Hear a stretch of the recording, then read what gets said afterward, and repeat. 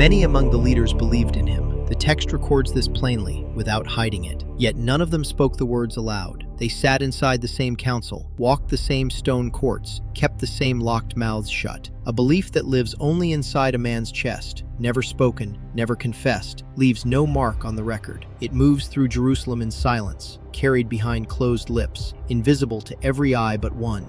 The text names the reason. Because of the Pharisees, they would not confess it, for fear of being put out of the synagogue. Removal from the synagogue meant separation, expulsion from the place where a man prayed, gathered, ate, worked, and belonged among his own people. The text adds a second line beside the first. They loved human praise more than the praise of God. Two facts sit side by side on the page, unresolved, unexplained, left standing without comment.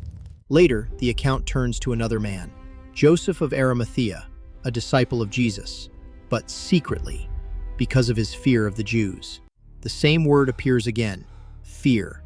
The same posture appears again, secrecy. Two separate men, two separate moments. One recorded condition binding them together across the page. Fear kept the leaders silent while Jesus stood before them, teaching, healing, breathing, walking daily among the crowds. Fear kept Joseph silent across that same span of time, in that same city. Both men carried belief inside a sealed room. Neither man opened the door.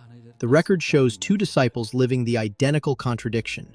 Conviction inside the chest, denial on the tongue, while the man they believed in remained alive and near. Then the account moves forward to the cross. Jesus is dead. The body hangs, breath gone, nothing left to defend, nothing left to follow. This is the moment fear should hold tightest. Instead, the text records Joseph going to Pilate himself, asking for the body of Jesus. Pilate agreed. Nicodemus comes with him, the same man who once came to Jesus by night, and now carries 75 pounds of myrrh and aloes in open daylight. Joseph took the body down from the cross. Nicodemus brought the spices, measured, carried, visible to anyone passing along the road below the hill outside the city wall. Together they wrapped the body in strips of linen, packed with the spices, according to the burial custom kept among the Jews.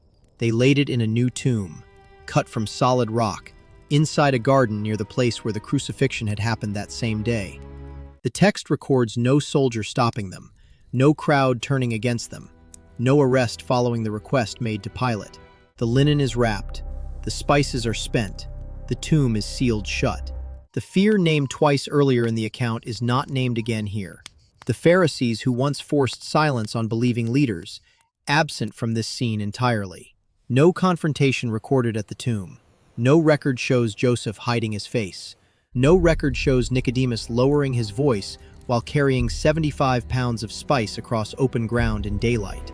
The same fear that sealed mouths shut inside the synagogue produced no resistance at the cross. At the moment the body of a condemned man was claimed aloud, by name, before witnesses. Fear was named twice, tied to two men. Then the body came down, and the naming of fear stopped.